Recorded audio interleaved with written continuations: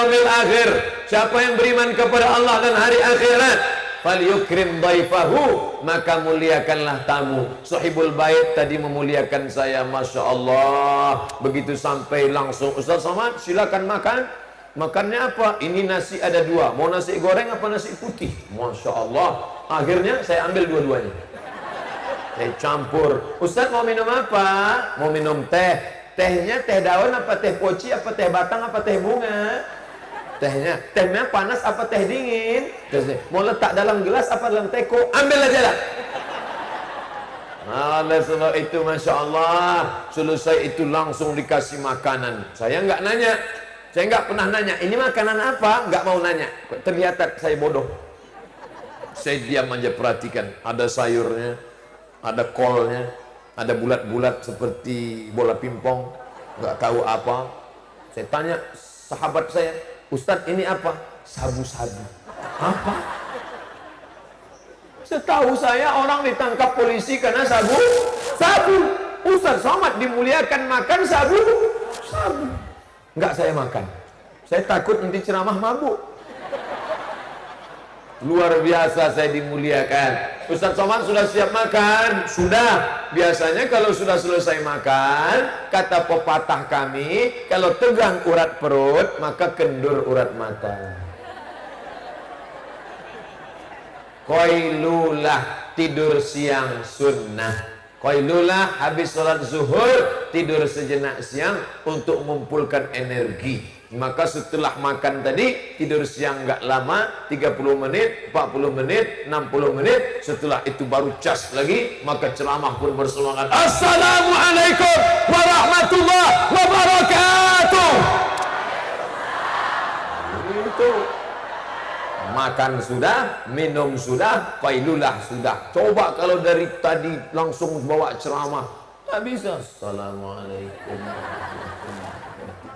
Adapun pengajian kita adalah tentang cara menghadapi sakaratul maut. Oleh sebab itu maka ikut sunnah-sunnah Rasulullah Sallallahu Alaihi Wasallam. Saya laki-laki bukan perempuan, maka sunnah menutup aurat. Dari mana? Dari pusar. Di agak-agak pusar di sini. Yang nggak punya pusar cobalah tebak.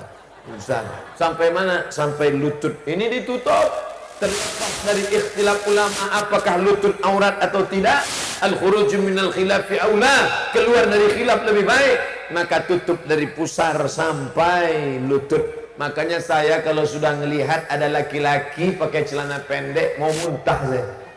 Sudahlah pakai celana pendek, lutut hitam berbulu berkudis. Makan di rumah makan duduk lesehan. Kita sudah mau makan, hilang selera makan. Cabut, pindah ke tempat lain. Di tempat lain lebih parah. Perempuan pula yang celana pendek. Gimana mas? Kita pindah? Nggak usah, bertahan karena perempuan. Jangan. Yang perempuan justru auratnya lebih panjang, lebih banyak. Karena semua mesti ditutup. Ya Asma! Wahai Asma! Innal mar'ata, sesungguhnya perempuan, idza balagatil mahid, kalau sudah sampai usia haid menstruasi, la yasluh laha an yara minha, enggak boleh kelihatan dari tubuhnya illa hadza, kecuali ini, wa hadza, dan ini yang boleh kelihatan ini wajah, wa hadza, dan telapak tangan. Yang dimaksud telapak tangan menurut mazhab Syafi'i, zahiruha wa batinuha. Ini boleh, ini boleh. Jadi ibu nggak perlu pakai baju buat sampai sini, seperti mau terbang.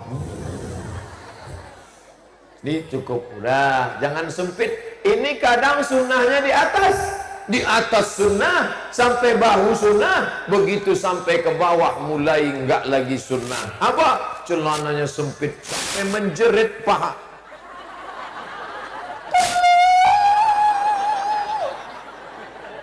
Oleh sebab itu jangan pergi ke masjid, bawa anak sore, ngantar anak di MDA.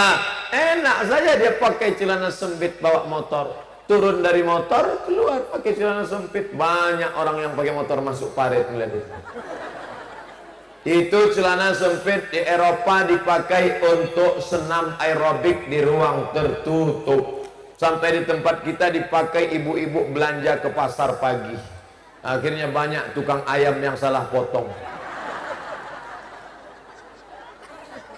Oleh sebab itu jangan dipakai celana jin. Celana jin. Makanya jangan heran banyak anak-anak gadis sekarang diganggu jin. Gara-gara apa? Celana jin dia pakai. Dibaca sama Ustaz Ruqyah, Allahu la ilaha illa huwal hayyul qayyum la ta'khudhuhu sinatun wa la nawm. Kenapa kau ganggu anak-anak kami? Kenapa kau ganggu? Karena dia memakai celana kami. Maka kami ganggu dia, kata jin. Jin itu takutnya pada dua. Pertama, orang yang baca ayat kursi. Yang kedua, ada tulisan permak jin. Kata dia, yuk kita cabut, nanti kena permak nih. Oleh sebab itu maka ikuti sunnah-sunnah Rasulullah sallallahu alaihi wasallam. Bangun pagi, as-salatu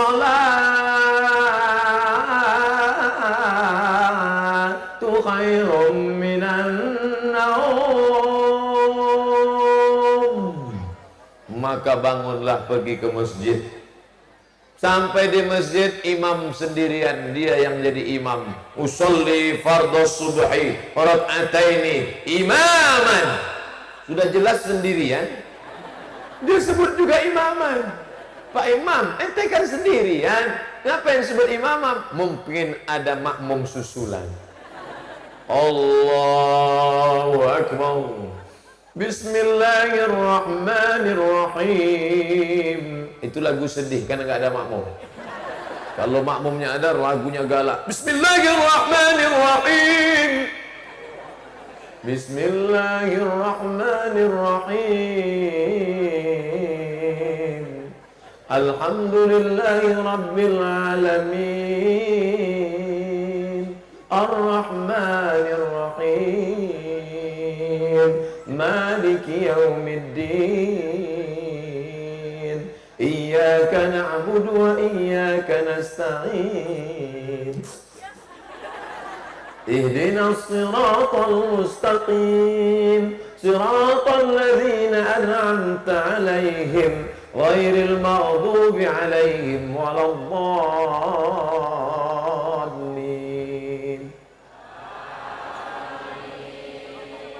Makmum kok di depan? Biasa di belakang. Sampai pada ayat enggak juga kedengaran ada amin. Berarti makmum belum datang. Dia baca ayat yang sangat menyedihkan. Allazina idza asabathum musibah qalu inna lillahi wa inna ilaihi raji'un. Ulaika alaihim salawatun min rabbihim wa rahmah wa ulaika humul muhtadun. Allahu Akbar. Imam gak boleh ngintip. Jangan diintip ke belakang. Rakaat kedua, bangkit dari rukuk i'tidal. Sami Allahu liman hamidah. Allahumma hadina fi man hadait. Enggak ada. Loh, udah rakaat kedua kok enggak ada juga. Sampai akhirnya at-tahiyatul barakatuh salawatu thayyibatillah. Sampai akhirnya salam. Assalamualaikum warahmatullah. Ternyata memang makmumnya gambar seorang.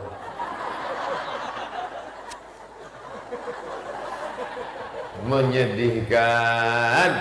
Oleh sebab itu maka sunnah datanglah solat berjamaah. Laki-laki yang soleh sunnah solat berjamaah. Laki-laki yang solat berjamaah, laki-laki yang soleh. Kalau ada laki-laki solat di rumah, namanya laki-laki solehah. Ibu-ibu, kalau suaminya solat di rumah, pulang dari sini, mampir ke pasar, beli mukena, bungkus pakai kertas kado, tulis hadiah dari Ustadz Somad untuk suami tersayang. Mas, ya ini hadiah dari Ustadz Somad yang pengajian tadi. Loh, Ustadz Somad bagi-bagi hadiah? Iya dong. Dia buka, wah kok rasanya deg-degan ya. Ustadz Somad kenal, coba buka. Mau kenal? Apa maksudnya? Karena mas laki-laki solehah, selama ini sholatnya di rumah.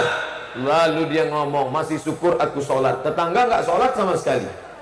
Maka kalau ngelihat amal jangan ngelihatnya ke bawah, tapi ngelihatnya ke atas.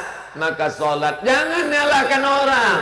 Ini nggak mau ikut sunnah yang disalahkan orang. Kamu kenapa nggak ke masjid tadi? Salah muazzinnya. Kenapa? Lagunya terlalu slow. As-salatu khairum minan naum. Makanya coba besok dia ganti lagu baru. As-salatu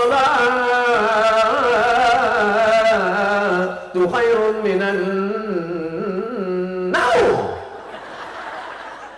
Ternyata tetap juga enggak. Kenapa? Karena sudah meninggalkan sunnah Rasulullah sallallahu alaihi wasallam. Siapa yang meninggalkan salat berjamaah di masjid, dibiarkannya musola, surau, langgar, kosong, tidak ada salat berjamaah, istahwadat alaihi musyayatin. Sebagai hukumannya, satu kampung itu dikuasai setan. Jangan heran anaknya kesetanan. Yang dulu anak ketemu ibu, mama sehat, ayah sehat, sekarang sudah diganggu setan. Gitu pulang, apa kabar mama? Sehat. Sudah kesetanan semuanya. Ini lampang setan. Oleh sebab itu maka kita jaga anak-anak kita dengan sunnah. Ketika sedang hamil, jaga sunnah. Apa sunnahnya? Banyak-banyak baca Quran, banyak-banyak sholawat, supaya anaknya di dalam tenang. Ala bizikrillah, dengan banyak berzikir mengingat Allah, tatma'innul qulub, hati menjadi tenang. Ingat bu, di dalam perutmu ada manusia, maka kalau hatimu tenang, anakmu ikut tenang, maka anaknya pun tenang di dalam, karena ibunya banyak istighfar. Astaghfirullah Rabbal baraya, astaghfirullah minal khata.